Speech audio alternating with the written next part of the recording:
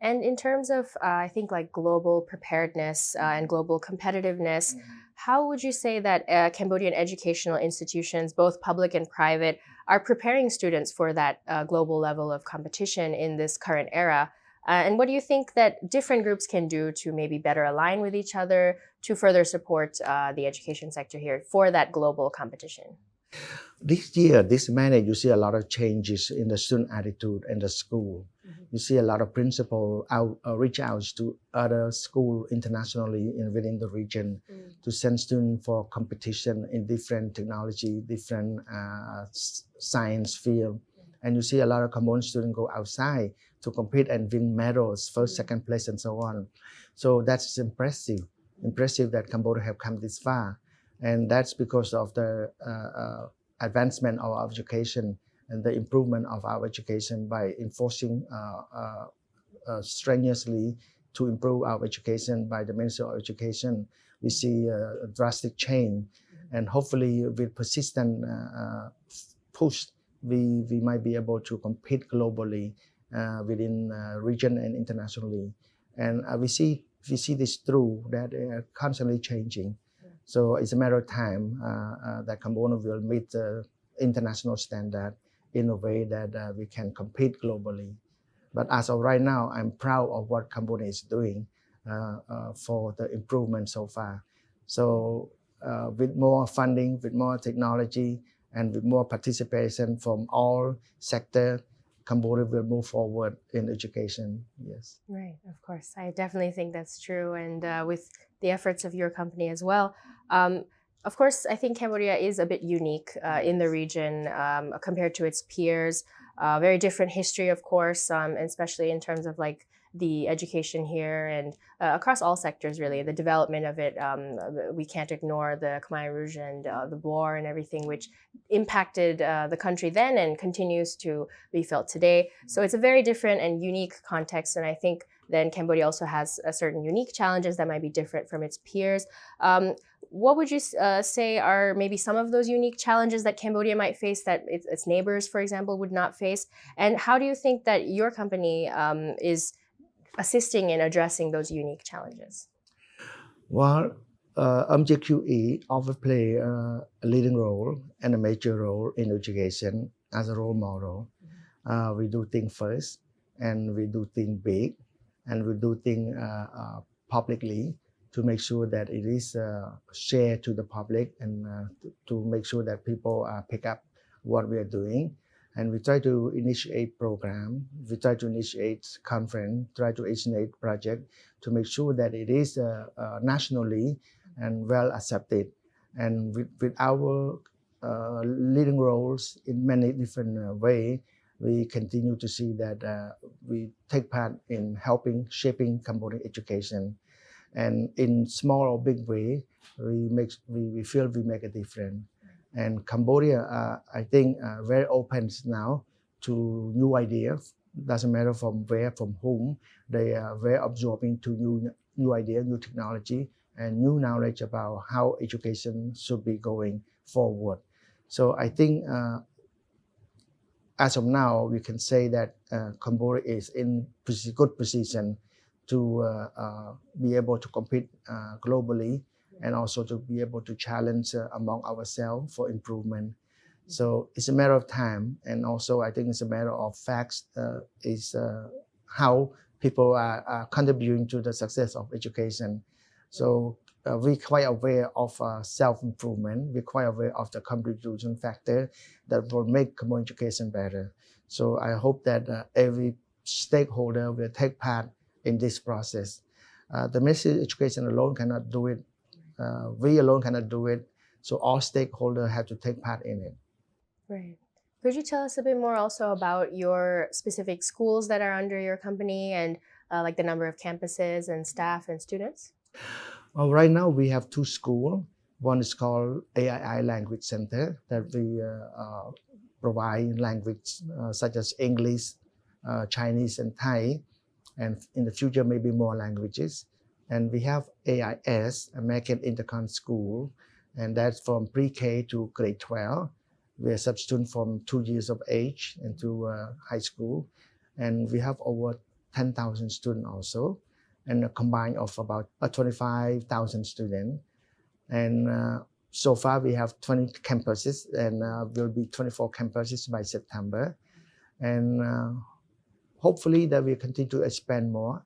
We have secured about 20 campus already in preparation for future campuses. And we quite secure, we're in good hand. It's a matter of how much fund we will be able to get and to secure by funding strategy and seeking for support from different sources. But right now we're in good hand, and we have secured many campuses, and we continue to expand. And AII and AS have played major roles in leading education in Cambodia, and we hope to be role models in whatever we do. At the end of August, we will have a national teaching conference, one of a kind, that is first started, initiated by Cambodian, that never had before. So we hope that all Cambodian teacher, intellectual, academia will join and make sure that contribute to sharing knowledge and will be able to continue expand for many more years. It is very proud to be the first organized by Cambodian nationwide. And this is the kind of project that we continue to do to make sure that expand horizon in education and foster support throughout Cambodia. Right, of course. You also have the Study Overseas, Go Overseas International Educational Agency. Could you share who your main target market is for this company, as well as what kind of potential you see in this space? Well, we're more of like a third leg of overseas program. We have ACE IDP that brings students to Australia. We have Springboard that brings students to UK. And we have SOGO that brings students to US and Canada. So basically, we have programs that will bring students to study through different visa program. And they can study 1 year with the host parents, or they can study on themselves with different programs. So basically, we cater to all students throughout Cambodia from different schools. Not necessarily for our school, but for all students that would like to go overseas, especially in America and Canada, Japan, and so on. So basically, our target is to all students, and also to help students gain access to study in overseas in Western world. Which markets are, just out of curiosity, the most in demand from students here? Usually high school student, because right now a lot of students want to stay 1 year in high school in host family from different states. We have quite a number of students that have been sending to the US and stay 1 year, and some students request for additional year to stay there. And eventually they graduate and they continue college in the state also.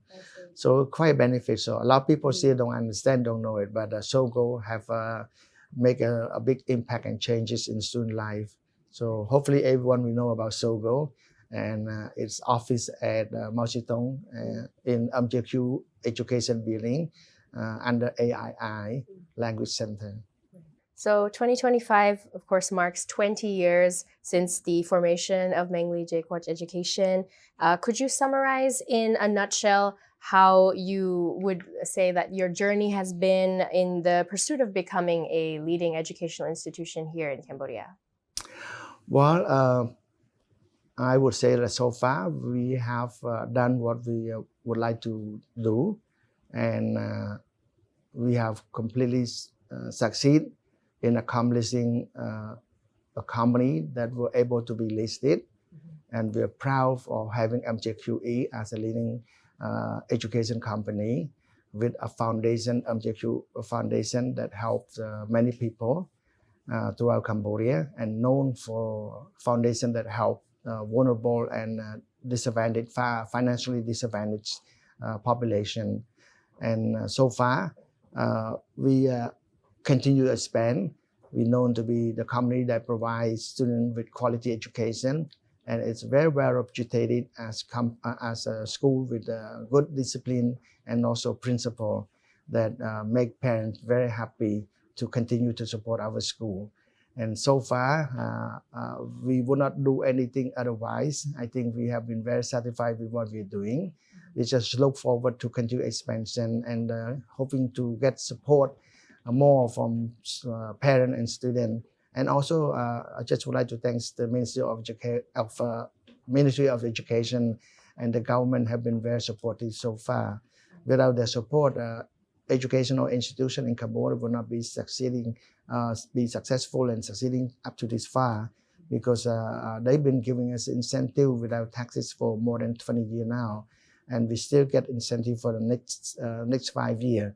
So basically, that is quite a support for us, and education would not be able to survive without that support. It's a major support from the government. And the Ministry of Education right now works so hard to implement and improve the academic standard and improve the expansion, and also require strict regulation to make sure that the quality improve, making sure that students not cheating, make sure there's no private tutoring. So a lot of drastic things implemented throughout the year that you could see that eventually it will be helpful to the improvement of education overall. So I'm quite happy with what is going on so far, and I'm very supportive of what they're doing. Right. And to close off, just looking forward, what are your main hopes and aspirations for the advancement of Cambodia's education sector in the next decade? I see that for the next decades, Cambodian would be very well advanced and be able to compete regionally and internationally if we continue the pace of advancement and improvement as today. And I can see that we move quite a big forward with new evolving, with the implementing of technology, implementing of program with STEMs and so on, science, technology, engineering, mathematics, with that pushing, and also the implementing of TVET school, and that trying to reach 1.5 million students to make sure that we can train them in the field of skilled labor forces. There's a lot of program that put forth for Cambodia. So it's a rosy outlook. Hopefully that we'll have rosy outcome. And I just look forward to seeing the improvement overall in Cambodia education. So to me, we just want to work on our behalf for ourselves and contributing our part and making sure that we take part in helping the government improve education together. Right. Well, thank you so much for joining us here today on this deep dive into Cambodia's education sector. I think it was a very informative conversation and amazing insights that you've been able to share about the entire industry as well as of your company. Thank you so much again just for giving us the time today. It was a pleasure speaking with you. Thank you so much. It was nice having been interviewed.